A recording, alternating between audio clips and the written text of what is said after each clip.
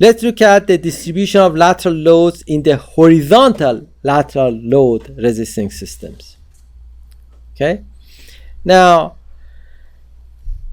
this is very important topic, and you get numerical problems on it, and I'm going to solve problems on this also, and I have got also animations that I'm going to show you on this. Then you want to pay attention to this topic, and I want to go over this in sort of detail. I've got a bunch of slides dedicated to this. Probably we have about 30 slides just on the diaphragm. Then horizontal lateral load resisting systems are basically the diaphragm. The diaphragms are basically take the lateral load and transfer them to the vertical lateral resisting system. Then the floor diaphragm or roof diaphragm, they are acting in the horizontal direction, and they transfer the load to the vertical lateral load resisting system. Now look at this image, and I have tried to get it drawn the best we could. Now this is a shear wall here, and this is a shear wall here, for example. This is shear wall and shear wall, okay, which are in the vertical plane. This is the floor, and these can be just a short wall at the floor level. Then the floor is going to be subjected to lateral loads. Okay, this lateral load goes to the floor, and then the floor is going to act like a big horizontal beam. Look at it, it's like a big horizontal beam, which these are the flanges and this is the web. Then this is like an I-beam. This is like an I-beam which is rotated horizontally. Okay, then the whole floor is acting like a big humongous beam. Between what? Between the shear wall or brace frame or moment frames. Okay. Now there are different types of diaphragms. In fact, there are two main types of them. They are flexible diaphragm and rigid diaphragms. Now, flexible diaphragms are the type that basically they bend like a horizontal beam between the support. They bend because they are flexible. Now, to be a flexible diaphragm,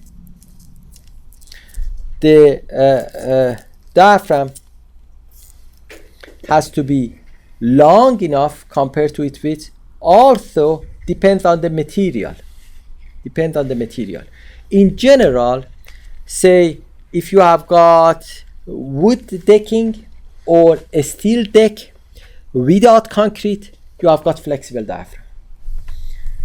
Okay, but if you have got concrete deck, depends on the geometry of it, depends on the length divided by the width of it. If the diaphragm is too long, then it might be acting also as a flexible diaphragm.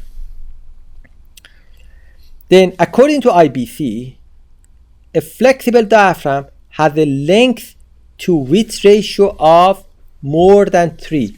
Basically what it means is that if this is the floor diaphragm, this is the width of it, D, and here you might have a shear wall here or brace frame, whatever, and this is the length L. Ooh. Okay, then L over D should be more than or equal to 3.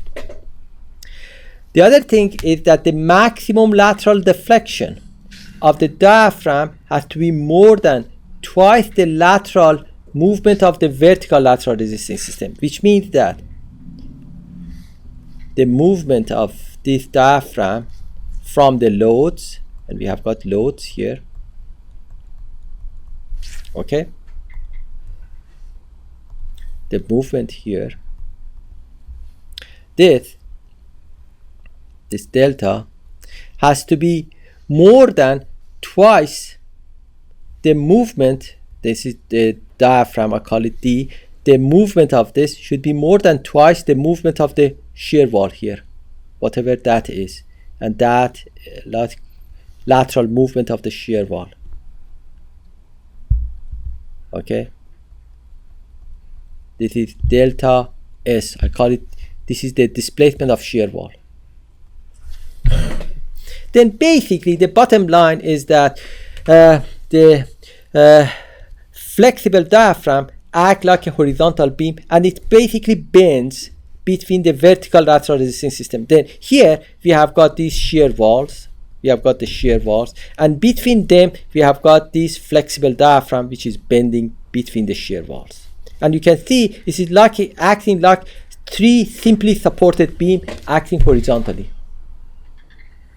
You follow me? Yep.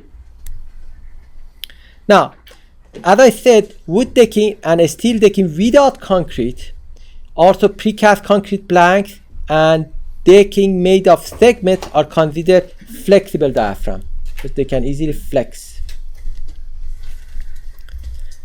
Now, distribution of lateral loads to the vertical lateral resisting system, which is say shear walls. This is, we have got shear walls, we have got 4 shear walls, and we have got here is my flexible diaphragm, is going to be proportional to the tributary widths. It's going to be proportional to the tributary widths, which means that if I'm looking at this plan and I'm showing the diaphragm as this beam, this is the diaphragm.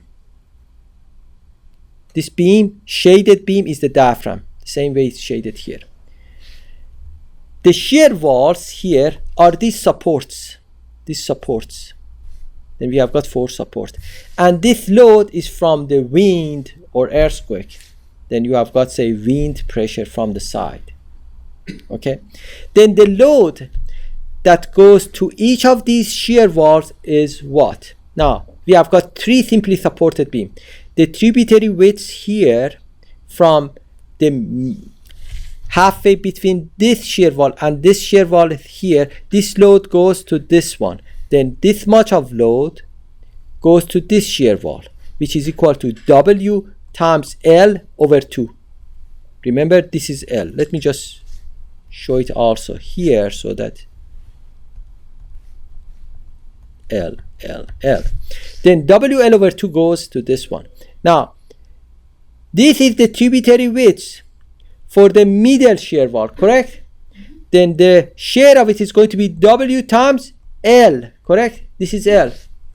And for this one also is going to be W times L, goes to this shear wall. But the last one is going to be W times L over 2, goes to this one. Do you follow me? I just don't see, where is the tributary width? The tributary width, in general, we go halfway between the support and the next support, correct? Like what we had got for beams in the floors or girders. You go halfway between this support and this support, and you draw a line. Then this portion goes to this column, which means W times L over 2. This is L over 2, correct? This is half of the L. L over 2 goes to this one. For this shear wall, you go halfway between this and the other one, and again you go halfway between this one and the next shear wall. Then this is the tributary width, which is equal to W times L over 2 plus L over 2 is L. Then this is W times L. And the same way for this shear wall, and the same way for the other shear.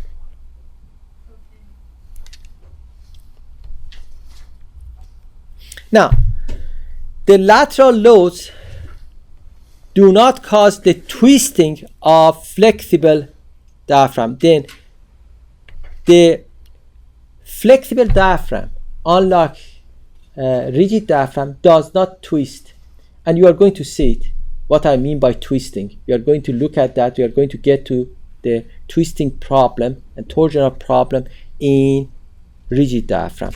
But that doesn't happen in flexible diaphragm. Torsion only happens in the floor or roof which are made of rigid diaphragm.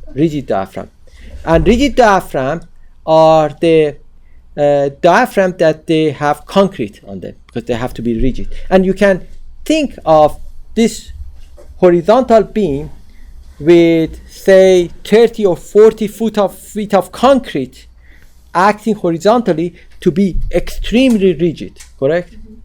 In horizontal direction it's going to be extremely rigid.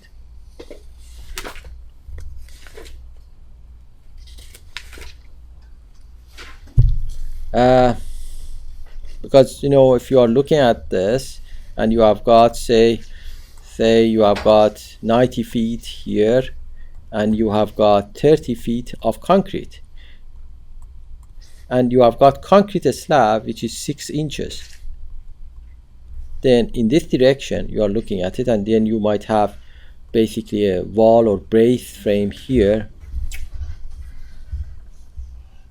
Then this beam horizontally is going to be extremely rigid. You have got 6 inch of concrete, 30 foot depth. You are getting a very rigid member, and you end up with a rigid diaphragm. Now let's still focus on flexible diaphragm. Now with the flexible diaphragm we have what is called as chord forces. What do I mean by chord forces?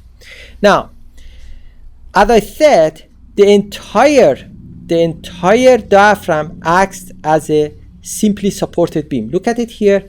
If the load is acting this way, then the diaphragm is going to bend here, correct? This side is going to be in compression. This side is going to be in tension.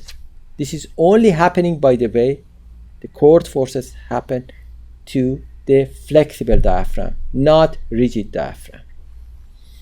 Now, then you are going to get a compression force here, a large compression force and a large tensile force. Then what we do, we have got, for example, a beam here at this end and a beam at the other end. Then we design this beam to take this compression force and tensile forces. Then we have got one beam here to take the compression force, another beam here to take the tensile force. We have to design it for that. And in fact, you cannot assume that the wind is just blowing in this direction. You have to assume also wind coming from the other direction, which means in this case, when the wind is going to the from the other direction, then this side going to be in compression, the other side is in tension. Then these have to be designed for both tension and compression. What is that diaphragm made of? This diaphragm is flexible, made of wood or made of metal deck. Because it's flexible.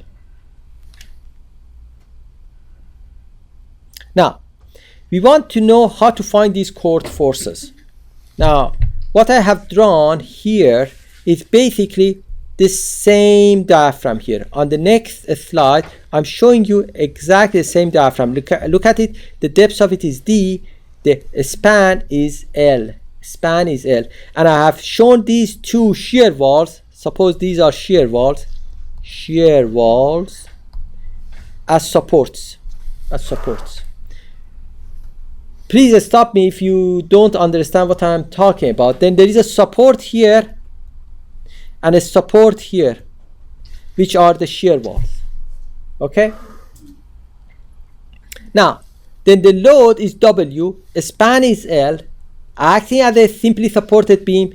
The reaction here is WL over 2, correct? I go and cut it at the center because that is where you have got maximum moment, correct? The maximum moment at the center is WL squared over 8 for a simply supported beam, correct? Now, this moment, as you remember, can be basically split into a tension and compression, correct? Remember what we talked about in terms of couples? If you have got two equal parallel forces at a distance, that creates a moment or a couple, correct? Which the value of this moment is equal to what? Is one of the forces times the distance between them. If you just take the moment about this point, moment of this force about this point is 0, but moment of this force about this point is t times d. Correct? Then the moment is equal to t times d or equal to c times d, because c and d, they have to be equal. This is a compression force, this is a tensile force. Correct? Are you with me up to here? Yes. Any question? TD equals CT. CD and TD are equal, which means C and T are equal. The tension force and compression forces are equal. They have to be equal. Otherwise, we don't have equilibrium. This is what's said here. Now, the maximum moment is WL squared over 8. This maximum moment is equal to CD or TD, which C and T are equal. C and T are equal. How much are C and T? We can find it here. Okay. If I want to find C or T, I get M max divided by D. M max divided by D. Then I can find the forces in the chord. The chord forces. Then to find the chord forces, I take the moment and divide it by the depth of the diaphragm. Take the maximum moment divided by the depth of the diaphragm. Do you have any question? Is everything clear? Okay? Okay, good. Then let's start with the problems. Suddenly it's not so clear.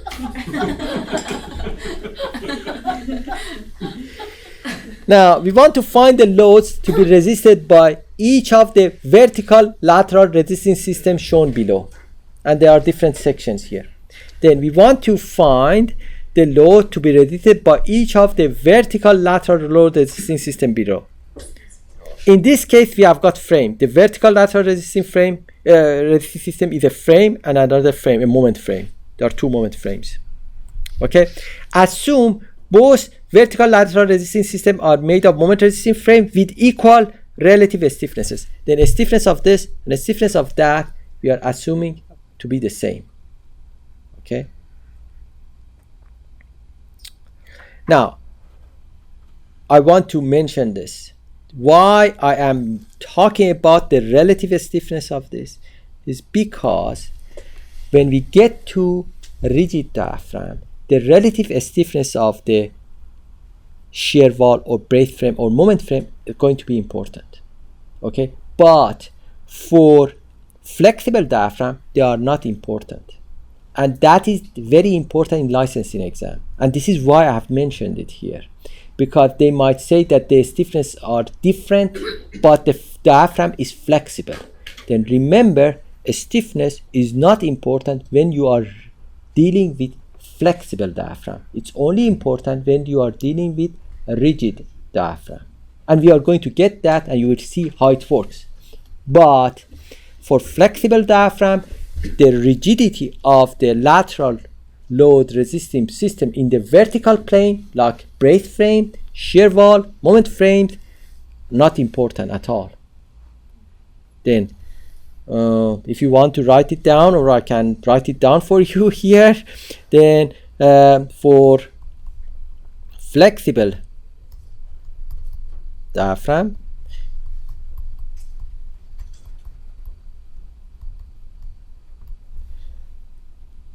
a stiffness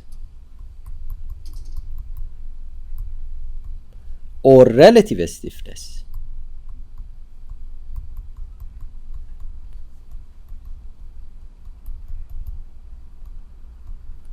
of diaphragms of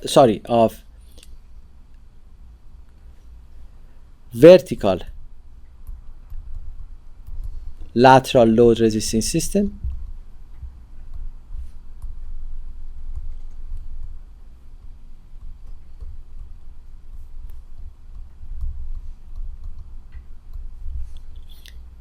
is not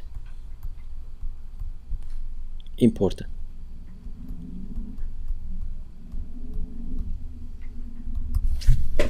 Oh.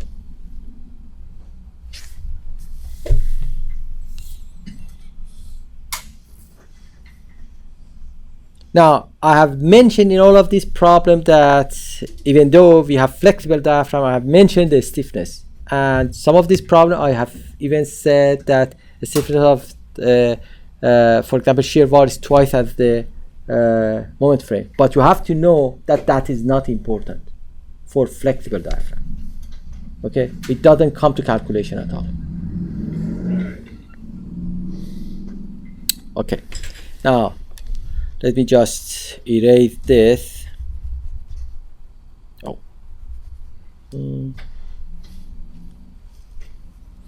I cannot easily get rid of this.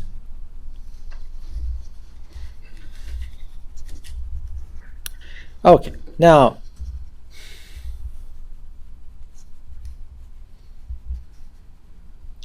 let's look at it. Now, this is our diaphragm and supported by the moment frames. The moment frame reactions are here. Then it's acting as a simply supported beam. The load is 100 pounds per linear foot. Span is 40. Then the total load is what? The total is the equivalent concentrated load is what?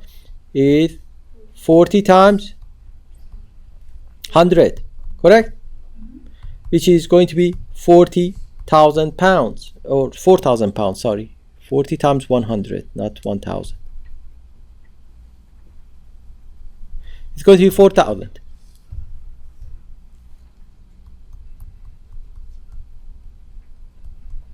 Half of it goes to this side, 2,000. The other half goes to the other side.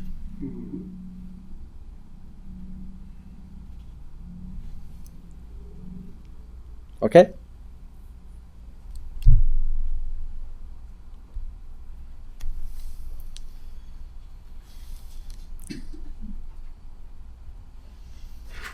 Now, assume one of the vertical lateral resistance system is a shear wall and the other one is a moment frame. Okay? The stiffness of the shear wall is 4 times the stiffness of the moment frame. What would be the forces in the moment frame and shear wall? It's going to be the same, no change. It's going to be exactly the same. Then you just go halfway, halfway. It doesn't matter what the stiffness of these are. So that's like Then- irrelevant information. Just yes, irrelevant information. But if you think that it is important, that effect, this is really rigid diaphragm. For a rigid diaphragm, that is important. But for a flexible diaphragm, that's irrelevant information. And if you just use that information, you are going to get wrong answer. If you didn't tell us where it says example 1 flexible diagrams, how would you know that it was flexible one? Now, the only way that they may word it so that you know it is flexible, they might say it is made of wood or a steel deck without concrete. Okay. Those are signs of being flexible.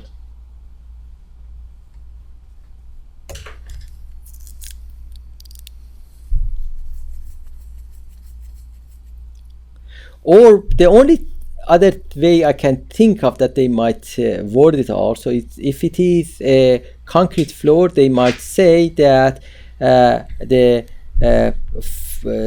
floor slab is very long and narrow. Then that means that it is flexible. Doesn't meet the Requirement of IBC basically. What about holes in the middle of a concrete deck? In terms of the diaphragm, Yeah. yeah, that's going to cause concentration of stress and forces in it. That they are not going to give you problem like that. Yeah. In terms of the diaphragm forces, okay, those creates irregularity in the behavior of building in earthquake, which we are going to talk about it. In fact, then the problem is going to be the solution to the problem is going to be the same because the relative stiffnesses are not important. Okay? Then the answer is going to be exactly the same. I don't need to repeat the problem or repeat the solution, I have to say.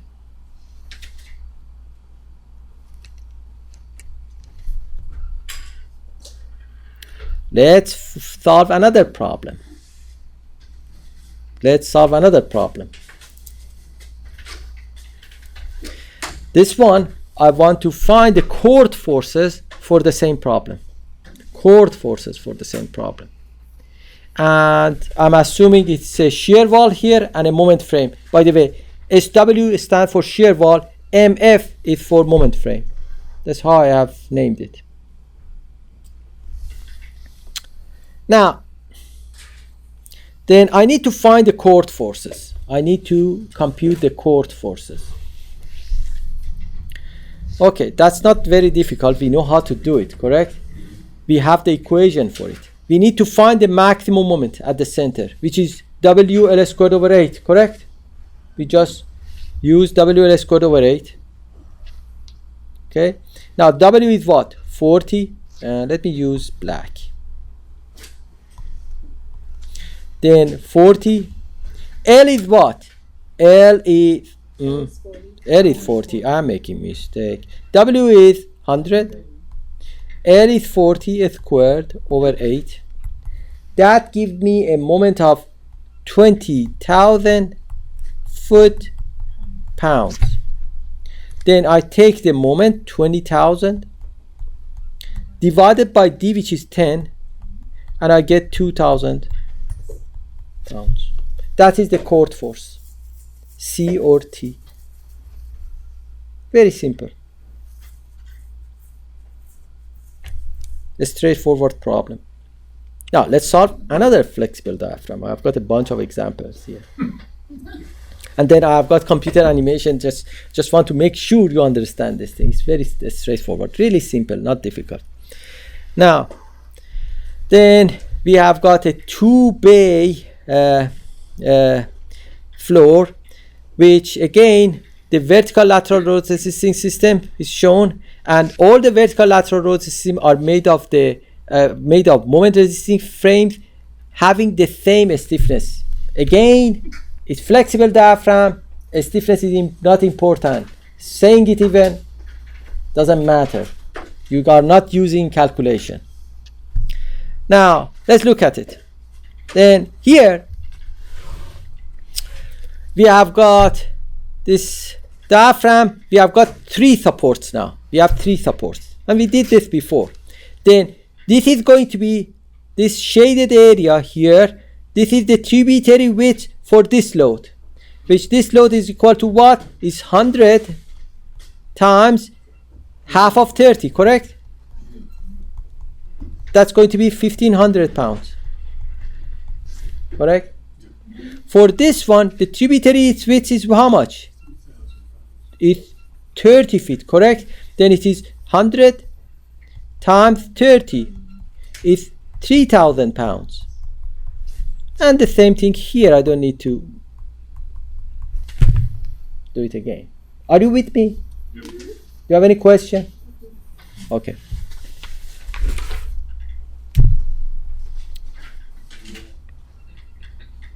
Now assume the vertical load resisting system is made of shear wall, with interior wall being twice as stiff as the exterior wall.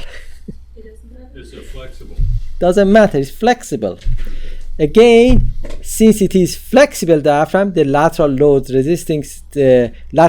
distribution does not depend on the relative stiffness.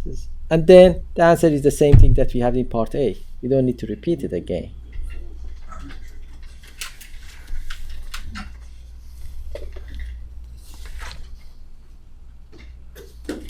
Okay, let's look at another one. This is again a flexible diaphragm.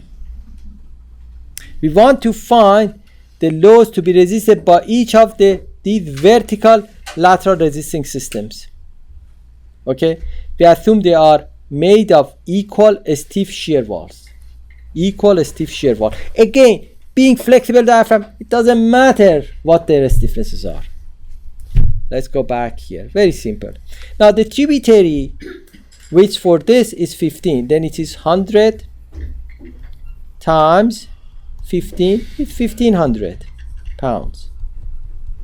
What is the tributary width for this one? 15 plus 20. 15 plus 20. Very good. Then it is 100 times 15 plus 20. Then it is 3,500 pounds. And this one is what? Is 20. Then it is 20. 100 times 20 is 2,000 pounds. Yes, go ahead. Okay, going back to example number 3. Okay, so example Let's look at number- example number 3. Go ahead. Okay, example number 4, we have shear walls. So there are three rows, I guess, 3 actants, but example number 3, we have 6 columns. So wouldn't we have 6 reactants, or we just? No, this is the force that goes to the frame. We are not finding the load going to the column. This is actually the force that goes to each of these frames. Oh. Okay? Now, we are not being asked to find the load goes to each column. We are going to do that tomorrow. In fact, you are going to see it. I'm going to find that, in fact. It's not that difficult. Yeah, we are going to do that. That is also part of it. And in fact, for that type of question, to find the load goes to each column, if you look at the sample questions on NCARB website for a structures division, there is a question on that. Then I'm going to solve a question on that. I'm going to solve several questions on that. Okay, so that you know exactly how it goes. But again, I recommend you to look at the questions, sample question that NCARB has posted. Not that that's going to come on the exam, but just to know about it, because you know we just need to know. And the solutions also are there. And if you have got any question, ask me. Some of those questions, just very few of them, they are not in these notes, because they are just some code requirements that you just need to remember. That's all. But obviously, I do not believe that they are going to give exactly those questions in the exam anyway. But just get an understanding of what type of question comes. But more important than that, go over those 225 questions I've given you. Then solve those problems and see what you have got. A lot of them, they are not numerical problems.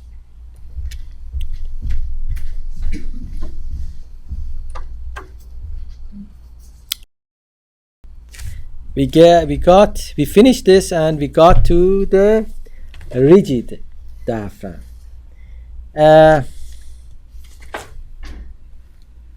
Okay, now rigid diaphragm are generally stiffer than the vertical lateral resisting systems. Then if you have got a shear wall or brace frame or moment frame, the diaphragm is more rigid than the shear wall or brace frame. That is basically sort of distinction, that the horizontal diaphragm has to be more rigid than the supporting frame or brace frame or shear wall system, so that it will be considered as a rigid diaphragm. A rigid diaphragm is used as a floor or roof, which is used as a floor or roof, is normally made of poured in place concrete slab and has a length to width of less than 3.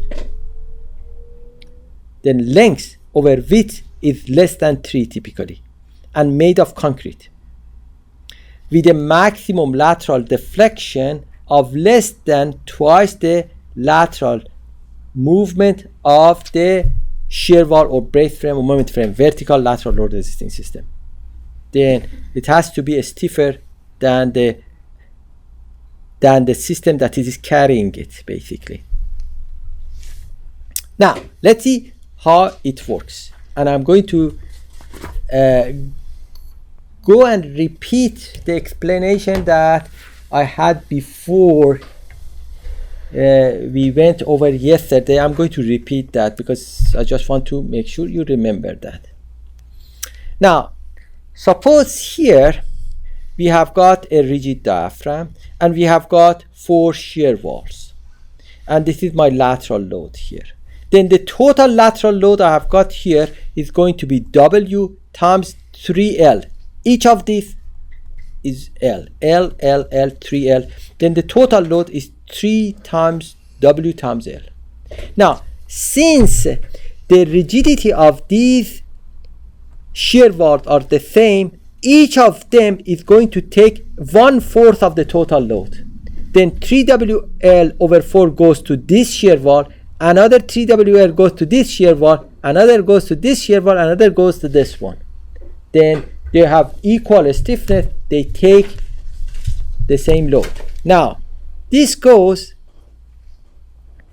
based on the fact that the distribution of the load for a rigid diaphragm is based on relative stiffnesses, and this can cause also torsion in the system, twisting of the system. Now, what do I mean by that? Let me explain it better here. Now, we had this before, we talked about this before, I'm just repeating it again. Suppose I have got a wire, a steel wire, with 2 rubber bands, okay? And I'm connecting to a steel plate, and I'm pulling the steel plate, correct? Now, which one takes most of the load? Wire or rubber band? The wire. The wire is going to take most of the load, correct?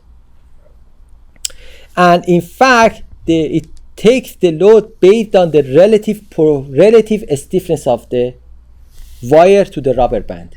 Okay, if the wire is 10 times stiffer than rubber band, then it will take 10 times more than the rubber band. Then if that stiffness is 1 and wire band is 10, total is 11. 1/11 goes 1/11 or 1/11 of it goes to rubber band, 10/11 goes to the wire, correct? That is how it goes. Now, one important aspect of it that I'm going to talk about, and it is important you want to know, is the torsional aspect of this. What happens to twisting? And I'm going to explain this here so that you better understand. Suppose instead of these 2 rubber bands, I've got only 1 rubber band and then 1 wire,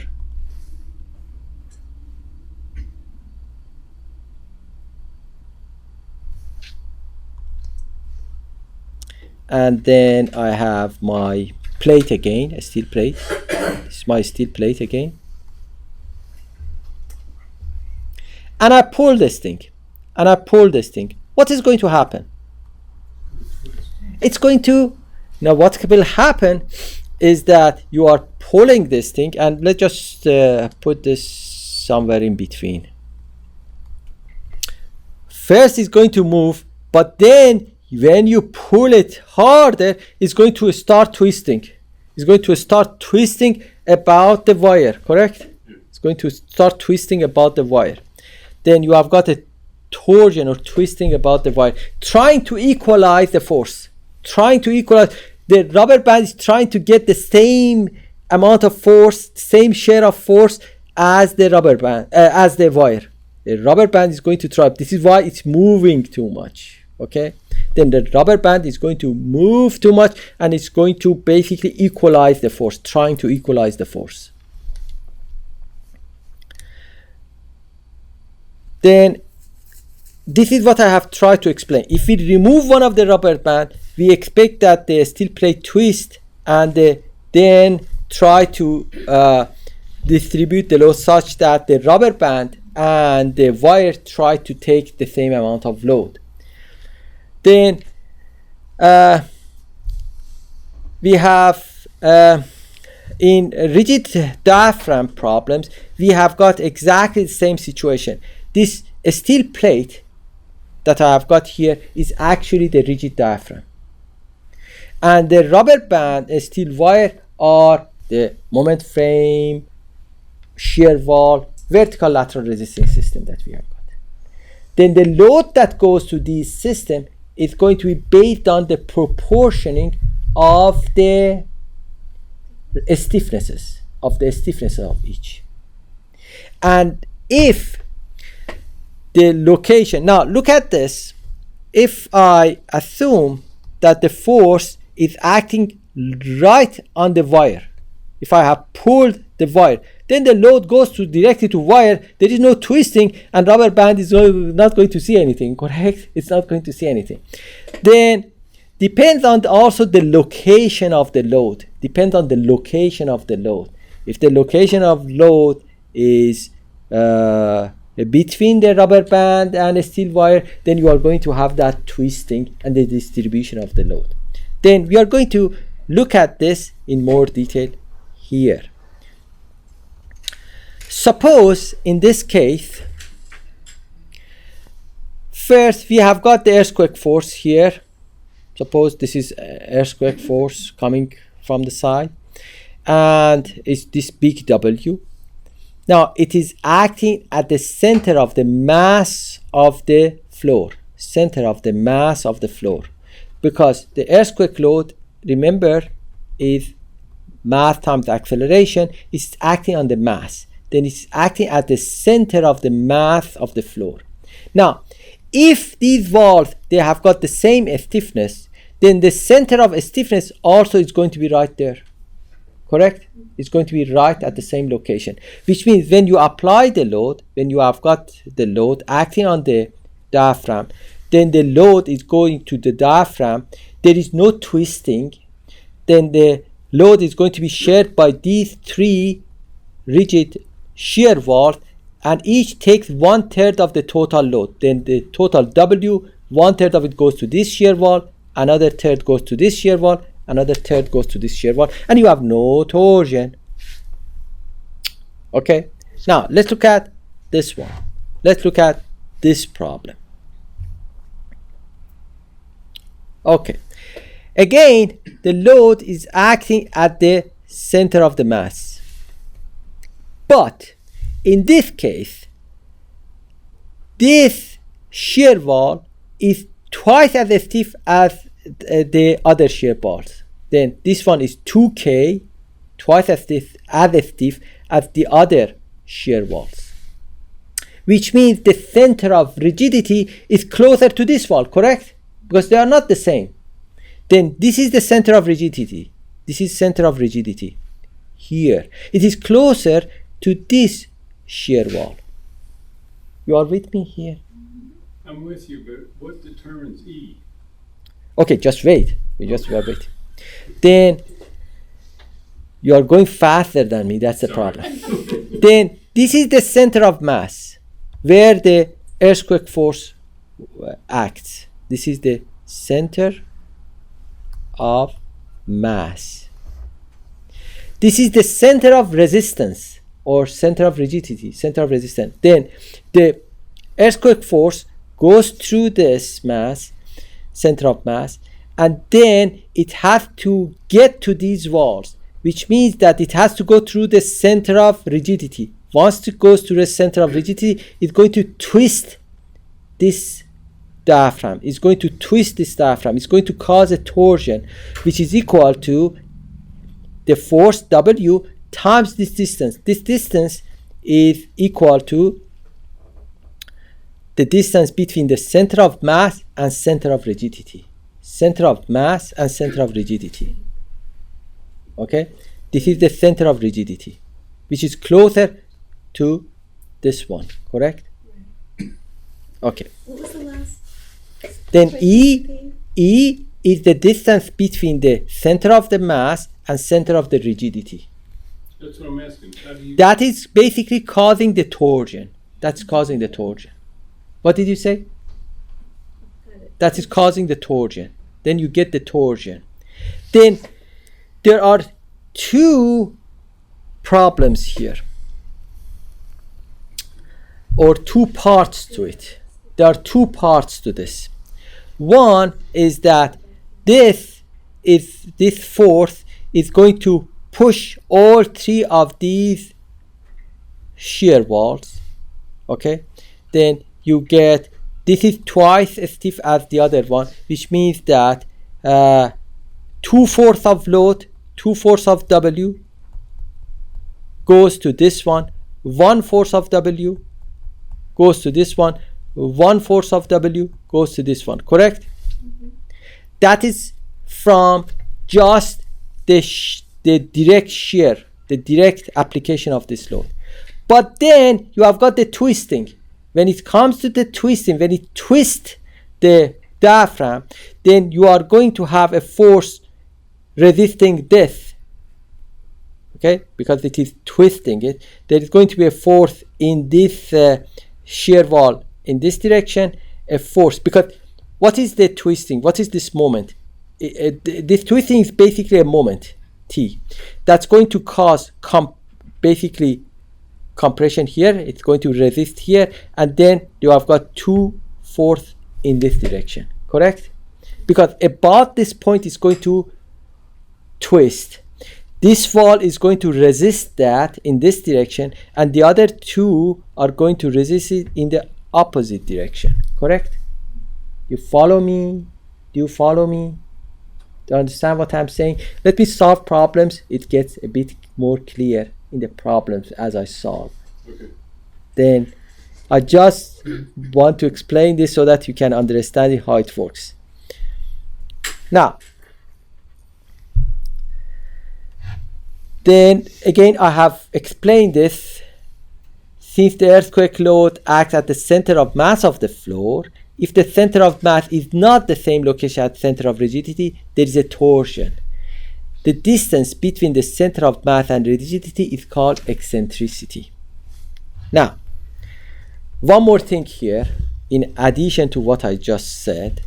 Now, the load, this one I have got 1 bay. This wall is twice as stiff as the other one.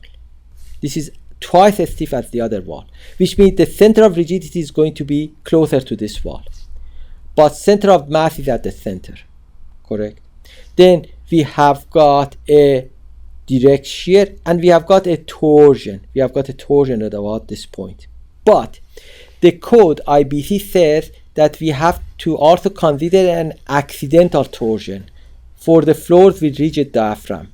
And that accidental torsion has an eccentricity of 0.05 times L, which is L is the length, is the width of the building in the direction of the earthquake. What does that mean? It means that even though the center of rigidity is here, and this is going to be E, or eccentricity, between the force at the center of mass and center of rigidity, the code says because the construction is not perfect, you add to that another eccentricity, what we call it as accidental eccentricity, E sub E, equal to 0.05 times the length of the, or width of the building in that direction, and increase your torsion. Basically, your torsion, instead of being F times E, is going to be F times E plus EA. This one. Then EA is some additional eccentricity that we consider in seismic design for not construction to be perfect. This is an additional eccentricity that we consider. Okay, I'm not going to solve any problem on this, on the accidental eccentricity, but I want you to know that the IBC requires some additional torsion to be considered for rigid diaphragm. Okay, that's called accidental eccentricity or accidental torsion that basically happens in rigid diaphragm, and it's about 0.05 times L. Now let's solve a couple of problems, then you will see how it works. It should be straightforward, really not that difficult. We want to solve the same problem as example 1, assuming that the floor diaphragm is made of concrete and has a width of 20 feet. Then this is 20 feet. And a span is 40. Okay? Now, this is the same problem. The stiffness of the frame are the same and the load is symmetric. Then we have no torsion, even though it is rigid diaphragm. Then this is stiffnesses are the same The center of stiffness is going to be at the center. Center of the mass also is right at the center. Then there is no torsion. Now, since the stiffness are the same, the total load of 4,000 is going to be divided equally. 2,000 goes there, 2,000 goes there. Correct? Yes. Now, yeah. Now, let's get to the second problem, second part of it. In the second part, we said we have got a shear wall, which is much stiffer than the moment frame. Okay? And the center of rigidity is closer to the wall, correct? Because the shear wall is 4 times as stiff as the moment frame, correct? Now, the center of let me have the numbers here. Then the total force that I have got here is 100 times 40 is 4,000 pounds. Correct? Now, the what happens here is that we have got this shear wall is 4 times as stiff as this one. Okay? Which means that the total stiffnesses that we have got is what? 4 plus 1 is equal to 5. Which means that 4/5 of the load, 4/5 of the 4,000 goes to this one, and 1/5 of 4,000 goes to this one. Okay? That is one part of the problem. That comes directly from this force. That comes directly from this force. And that is equal to 3,200 pounds. Okay? That is directly the action of this force. 4/5 goes to the shear wall, 1/5 goes to the moment frame. Okay? Now, this force is at the center of mass. My center of rigidity is not at the same location. Center of rigidity is going to be closer to the shear wall, correct?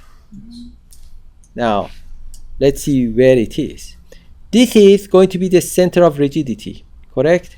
Because this is 4 times stiffer than this one, then the center of rigidity is going to be 1/5 here.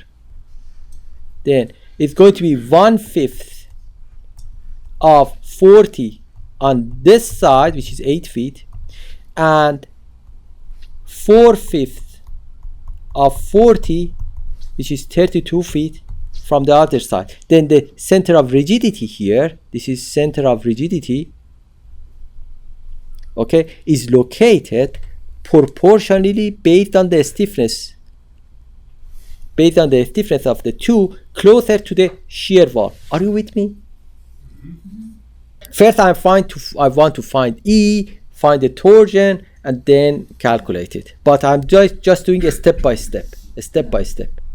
Then that is the location of center of rigidity. The center of rigidity is at 8 feet from the shear wall, 32 feet from the moment frame. Correct? This is the shear wall, by the way. This is the moment frame.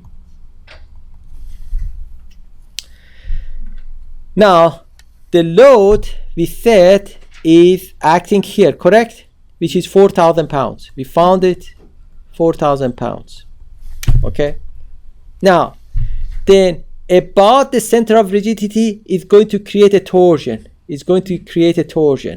Now I need to find E. What is E? Let's see what E is. From this point to here is 32 feet, correct? From the center of mass to this end is what? 20 feet. 20 feet. This is 20 feet and this is 32 feet. Then if I subtract this from this, I find E, which is 32. 32 minus 20 is 12 feet. Correct? 4,000 pounds times E is 12. Then it is 48,000 foot-pound. moment or torsion. Okay? Now, this torsion is acting counterclockwise. It's going to be resisted by this wall in this direction because you have got a torsion that is acting this way, correct? It's 48,000 pounds. Then you are going to have a force against it and another force against it to resist it. Then these two are going to create a clockwise moment to resist it, correct? To go opposite of counterclockwise moment. Then I've got a force here and I've got another force here. How do I find these forces? We have done that. It's not that difficult. We take this moment divided by the distance between them, correct? We did it for chord forces. Very similar to chord forces. Then to find this force, I get 48,000 foot-pound divided by the distance between them, which is equal to 40. That's going to be what? 1,200 pounds. And 1,200 pounds. Okay? Are you with me? Is it the force in each one of those or the moment? It's the moment, this torsion causes a force, create a force in this wall and this frame, correct? Because it wants to twist and the wall and moment frame are resisting it. Correct? Yes. Then what we have actually is superposition of the direct shear and torsion. Direct shear and torsion. We add them up. Look at it. You have got 800 going up here and you have got 1,200 going up. If you add them up, it's equal to 2,000. Look at here. You have got 3,200 going up here and you have got 1,200 going opposite direction. If you add them up, you have got, let me repeat again. You have got 3,200 going up and you have got 1,200 going down. If you add them up, you are going to have again 2,000. Then what you are going to end up is 2,000 and 2,000. And that's something. Why that happens? Now look at it, guys. Didn't make any difference. Didn't make any difference if it was flexible, rigid, and irrespective of what the stiffness of these two were. Why? Why didn't make the difference in this case? Because this is basically having two lines of support, which means that you have to have equilibrium. You have to have equilibrium, correct? Then it is in order to satisfy the equilibrium equation, irrespective of its acting as a flexible beam or rigid beam, you have to have equilibrium. And if you have got the total load here, in order to basically to have the equilibrium, since it is a determinate system, you have got only two lines of support.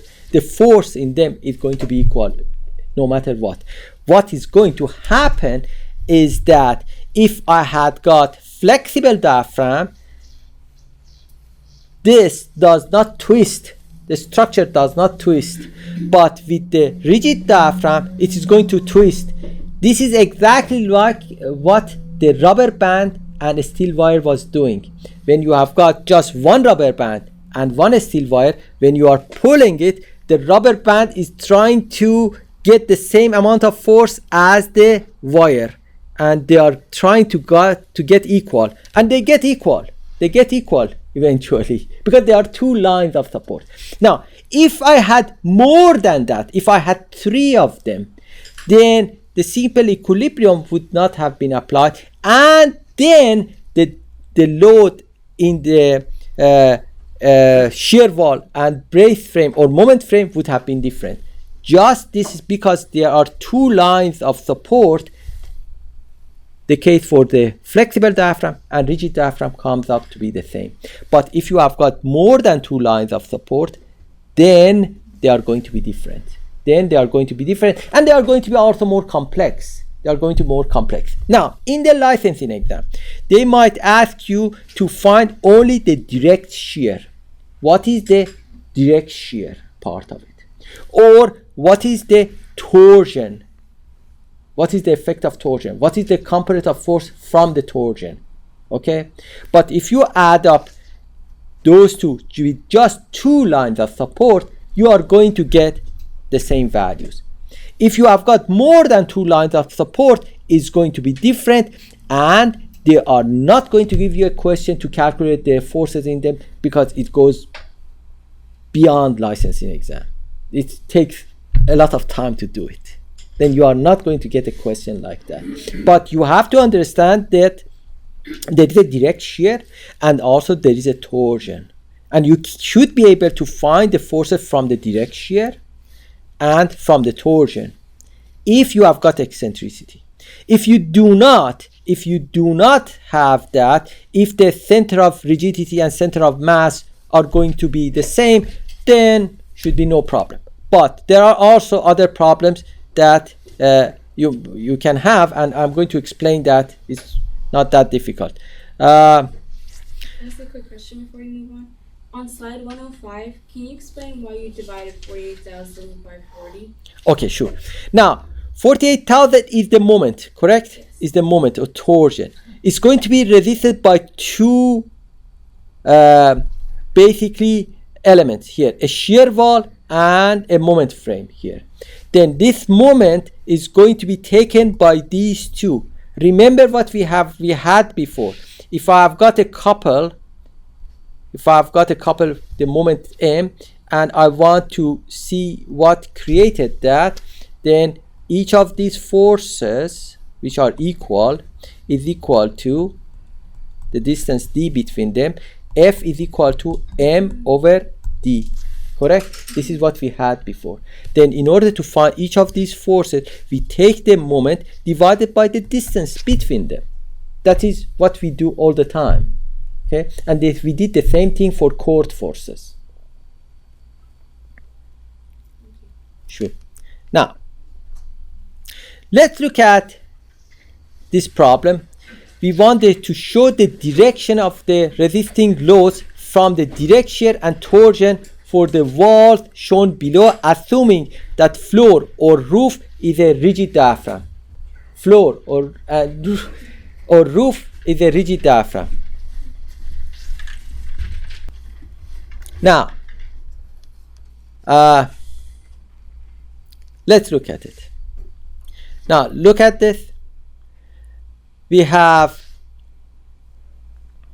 these shear walls here. We have these shear walls here. And this is a rigid diaphragm. Now, this is conceptual. We are not going to solve any problems on it. Just I want to see what's going on. Then you have got the lateral load here. Now, look at it, guys. This is where the force is acting, and this is where the center of rigidity is. Then center of rigidity is closer to the thicker wall. Look at this. These walls are thicker, these walls are thinner. Then center of rigidity is going to be closer to these thicker walls. Now, the earthquake force is coming at the center of mass. It's acting at the center of mass. Okay, this is center of mass. Then this direct shear is going to be taken by this wall and this wall. This is thicker than this one because the direct shear is going to be taken by only the walls which are parallel to the force. Parallel to the force. Then this force is going to be taken by this wall and this wall. Since this wall is thicker, it's going to take more force than this one. Okay? You can see that this force is bigger than this one. Now, the second part of it, the torsion part of it. Then you have got this force. This is the center of mass, as we said. This is the center of rigidity. Then about the center of rigidity, you have got a clockwise torsion. A clockwise torsion, correct? Now, this clockwise torsion is going to be resisted, which is going like this, it's clockwise. It's going to be taken by all 4 walls. The direct shear was taken only by the parallel walls, parallel to the force. but the torsion is going to be resisted by all four walls, okay? And they are going to create a counterclockwise moment, correct?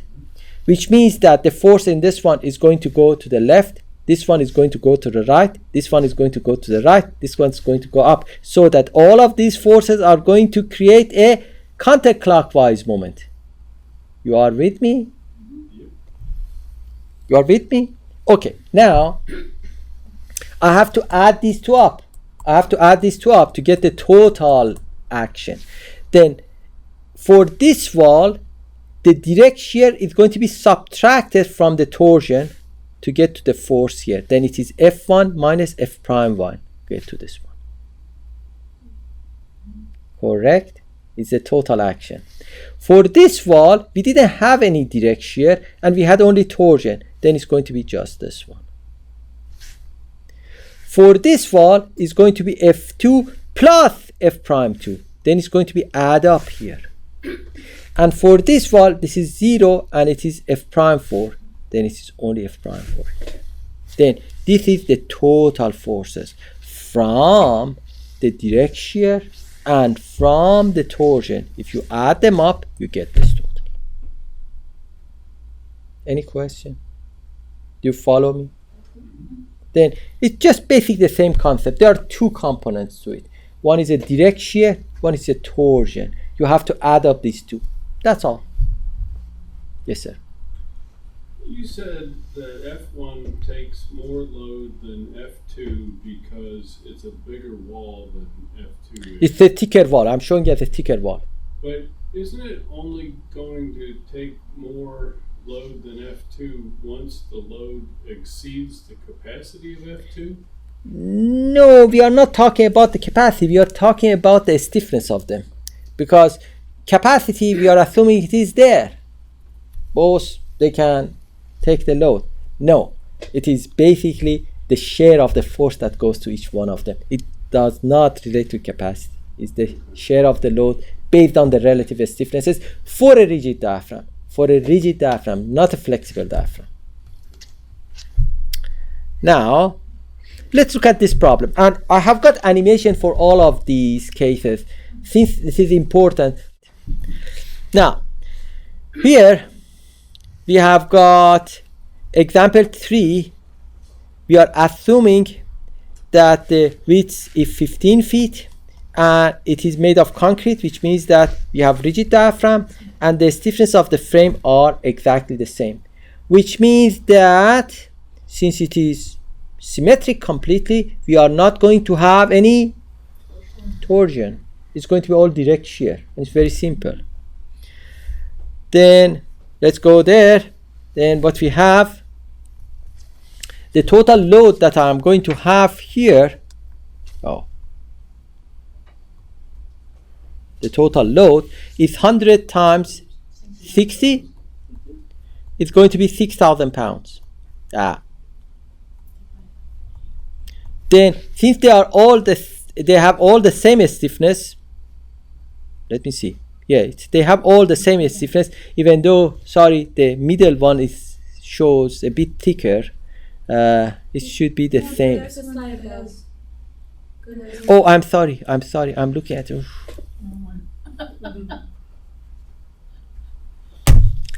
That's so bad. I'm solving the other problem. Okay, let's go back to this. Then the total force here is equal to, what do you say? We already did this one. No, we haven't solved No, I haven't solved it yet. Then it is equal to 100 times 60. 100 times 60 is 6,000 pounds.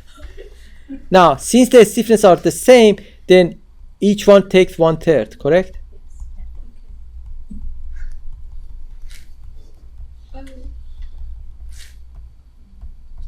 And there is no torsion. No torsion. Now let's look at this one. This one is the same. This one is the same. Except that the middle one is twice as stiff as the outer one. Okay? The middle one is twice as stiff as the other one. The total stiffness is what? 2 plus 1 plus 1 is 4. Correct? Yep. Then 2/4 of it goes to the middle wall, 1/4 of it goes to the side moment frame, and 1/4 of it goes to the other one. Okay, then that's going to be 1,500 pounds, 3,000 pounds, and 1,500 pounds. Now, let's look at this one. Let's look at this one. Example 8. We have rigid diaphragm. The vertical lateral resisting system are all made of shear walls, and they have the same stiffness. Then the stiffness is the same. K is the same, but they are not symmetric. They are not symmetric. One is at 10-foot spacing, the other one at 30 feet. Then the direct shear part of this, is going to be what? It's going to be this one, which is 100 times 40. 100 times 40, that's going to be 4,000 pounds. Correct? I'm just looking at the direct shear. I'm not looking at torsion yet. And the stiffness here is the same, which means that each one of them is going to take equal share, correct? Then 1/3 of it is going to go there.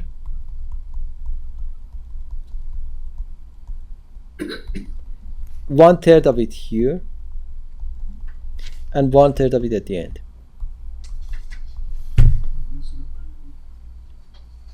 Okay, 1,333. But let's look at the torsion side of it. Okay, the torsion side of this. Now you have got the load here. Now since these two are closer to each other, then the center of rigidity is going to be closer to these two than this one, correct? Because you have got these two closer to each other than center of rigidity. Then what you are going to have, a clockwise moment. Then these two forces are going to resist that, and the other one is going to go to the other direction, so that you have got a counterclockwise moment. Then F1, F2, and F3 is going to create a counterclockwise moment to react the clockwise moment that we have got here. Now, how to find the forces in each one of these walls due to torsion is not something that you want to solve, especially in ARE exam. Definitely they are not going to give you a question like that, and we are not going to get to this. Okay, it is possible to solve it, but there is no point of going through it. Okay, now let's look at collectors or drag struts in the for the diaphragms, that can be in rigid diaphragm, and this is the question has been on the licensing exam, by the way. These are basically members that basically transfer the lateral forces. Now suppose I have got only shear wall here and here. You have got shear wall for part of the building, okay? And then you might have a column, for example, here at this end, okay? Then when the load, the lateral load hits the diaphragm, it has to get to this shear wall because shear wall has to resist it. Then what we do, we put this beam, which is called collector, to collect basically all the lateral forces and bring it to the shear wall, okay? Because the shear wall is not extending throughout the entire diaphragm, we put these beams called collector to collect the lateral forces and bring it to the shear wall or other lateral resisting system. Not only shear wall, it can be a brace frame or moment or whatever. This is called collector, which means that it's collecting the lateral forces and delivering it to the vertical lateral resisting systems. If that's a rigid diaphragm, why do you need a collector? because basically you have to transfer the load from one side to the other side, okay? And But doesn't the diaphragm itself do that? now it depends on the amount of force you have got, because you are basically you have got the large load that's being transferred to the side, okay? Then you are collecting, you have got very large load that basically is coming from the end, from the entire structure. It's getting supported by the edge, okay? It's basically a reaction that comes. Then in the, if you are looking at the shear along the diaphragm, it can take it, but along the edge you are accumulating all those forces, and it has to be transferred to the lateral resisting system. Then you want to have continuity there. You want to have continuity there. Okay? Okay.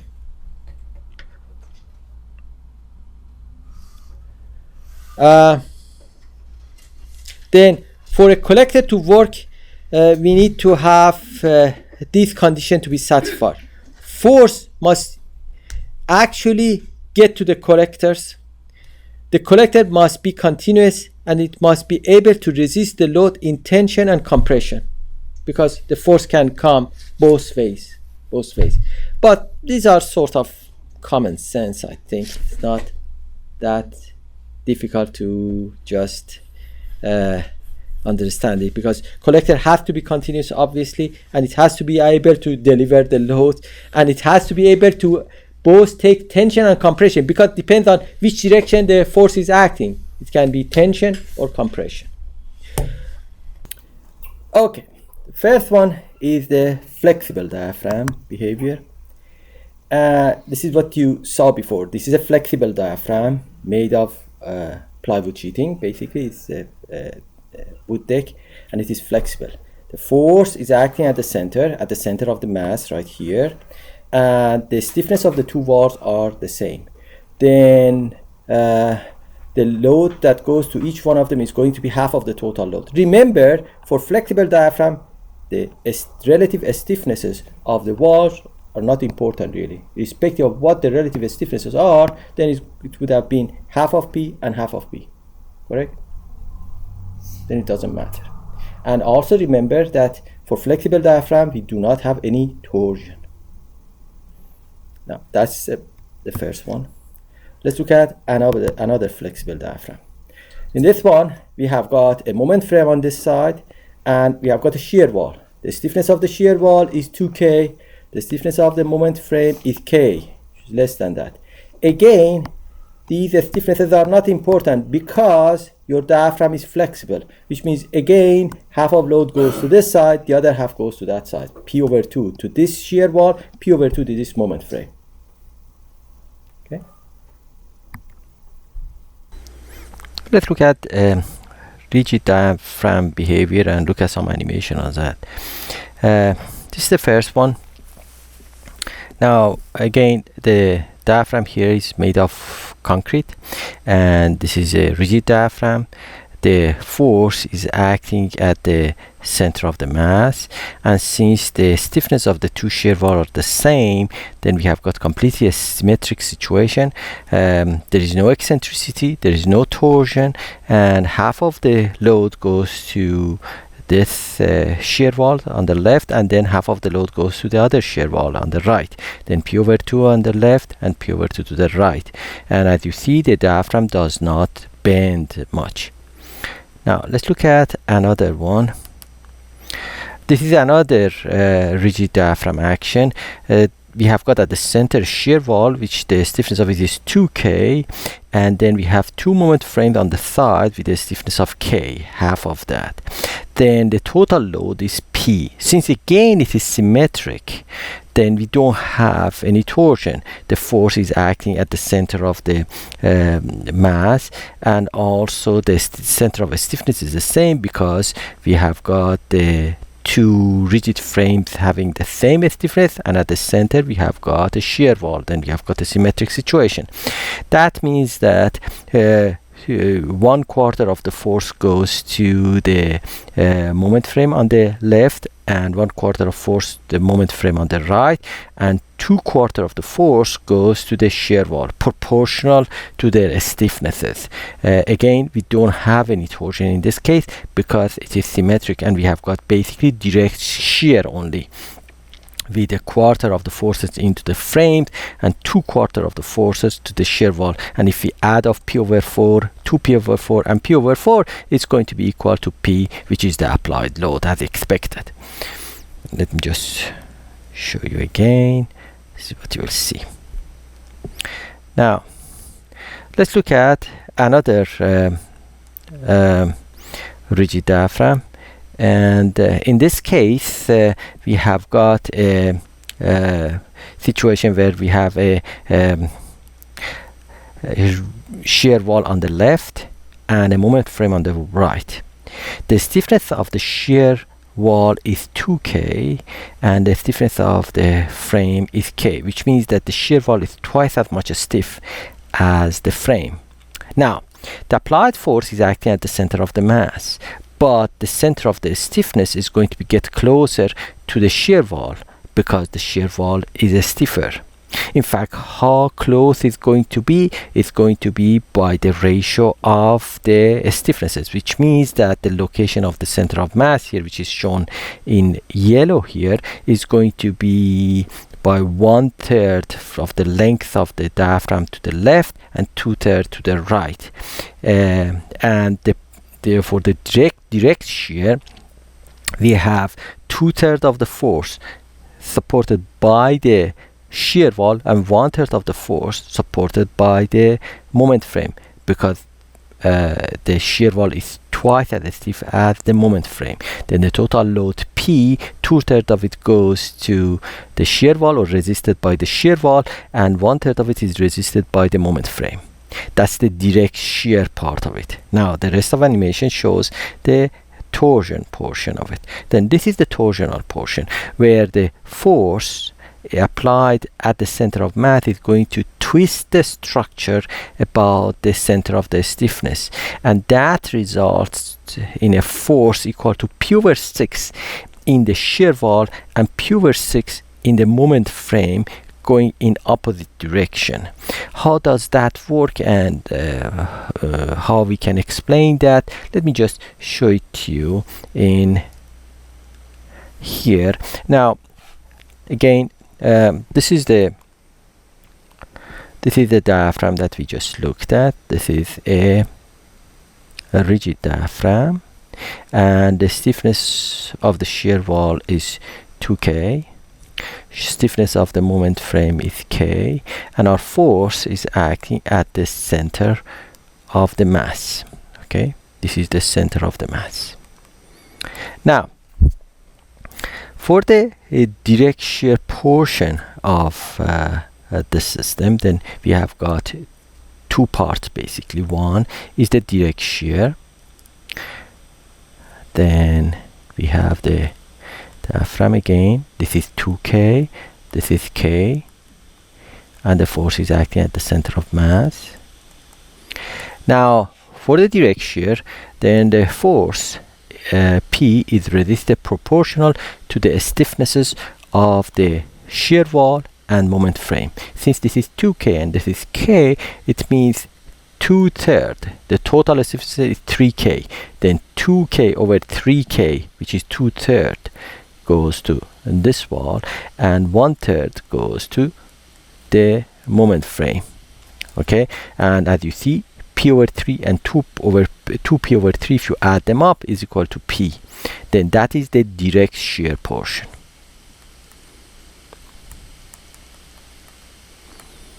Now, then the next action is the torsion. Now, the force is acting at the center of the mass, and the center of rigidity, we said, is going to be closer to this wall. Why? Because this wall is going to be stiffer. This wall is stiffer. That means that if the total length of the diaphragm is L, since this is twice as stiff as the other one, that means that the center of rigidity is going to be at L/3 to the wall and 2L/3 to the moment frame, which means that this distance here, which we call it eccentricity, is equal to L/2. This distance was L/2. Let me just draw it again. This is L/2.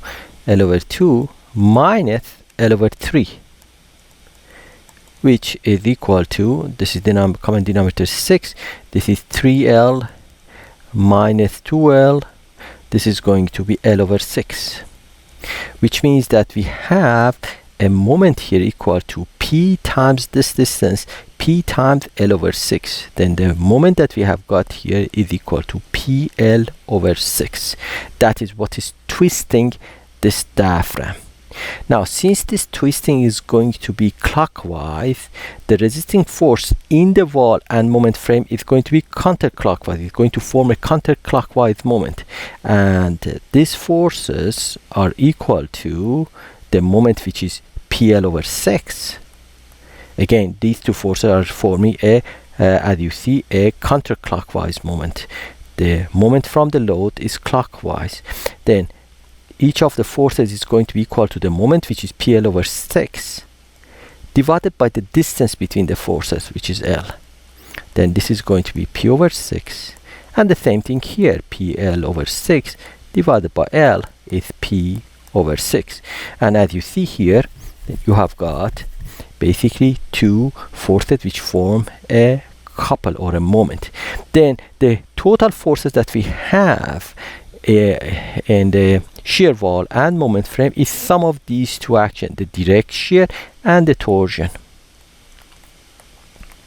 Then this one plus this one will go there. Then what do we have? We have 2P/3, and this one goes down, P/6. Then it is equal to common denominator of 6. Then 4P minus P is equal to 3P/6, or P/2.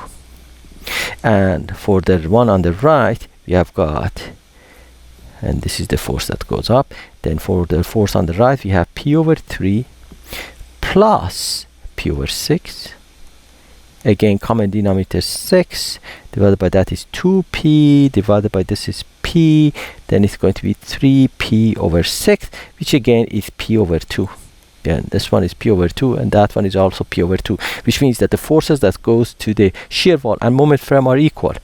Now, the reason is because we have got just two lines of support. We have got a shear wall and a moment frame. If we had three lines of support, then these forces were not simply equal. But because we have two lines of support, irrespective of having a rigid diaphragm or a flexible diaphragm, the total forces are going to be the same, because the equilibrium of the forces that we need to have. But as you see, the direct shear portion and the torsional portion, they have got different forces. If you are looking at the direct shear only, you are going to find the forces in the members or in the vertical lateral load resistance system based on the proportions of their stiffnesses.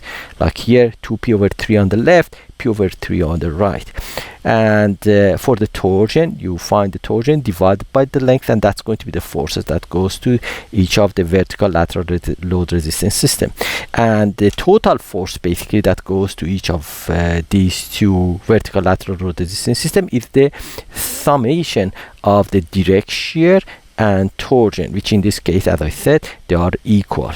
Then this is how the lateral forces are distributed among these two vertical lateral load resisting systems.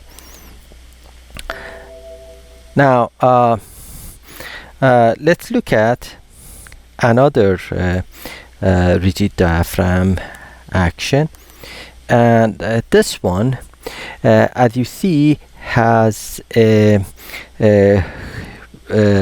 shear wall on the left with a stiffness of 2K and 2 moment frames with a stiffness of K. Now again, the external load, which in this case is 2P, not just P, is acting at the center of the mass. Now, since the shear wall has larger stiffness, then the center of stiffness, which is shown here in yellow, is going to be closer to the shear wall. Is going to be closer to the shear wall than the moment frame. It's not going to be obviously at the center because the shear wall has larger stiffness. Now, again, we have got two action here. We have got the direct shear action, and then we have got the torsion because we have got a rigid diaphragm. Now, for the direct shear, the forces are basically distributed among the vertical lateral load resist system in proportion to their stiffnesses, which means that this is going to be 2P. Quarter of it goes to this moment frame, quarter of it goes to this frame, and half of it goes to this shear wall. Then the total force 2P, 1/2 of it goes to this shear wall, 1/4 of it goes to this moment frame, and 1/4 of it goes to this moment frame. And all of them are the same direction because they have to resist this force. Now, the second part of it is going to be a torsion. Now, this torsion is created by this force 2P twisting building in a clockwise direction about the center of the rigidity. Now, since this moment is going to be clockwise, the resisting moment from the shear wall and moment frame is going to be counterclockwise, which means that the force in this shear wall is going to go to the left, but the forces in the frame are going to go to the right to form a counterclockwise moment to resist the clockwise moment of the torsion. Okay, then we are going to have a force in this wall and in these two frames going in opposite direction so that they form a basically a counterclockwise moment to resist the clockwise torsion created by the frame or the diaphragm twisting in the clockwise direction. And this is what you will see basically. Then we have got the summation of these two forces and behavior that basically form the total forces that exist in these shear wall and moment frame. Now, for the direct shear, we can easily find the forces. As I said, 1/2 goes to the shear wall, quarter to each of the frames. But for the torsion, the forces that goes to the wall and frame are more difficult to find, and this is out of the scope of this class. You are not going to get any question on the exam to find in terms of finding the forces due to the torsion with a situation where we have got more than 2 lines of support.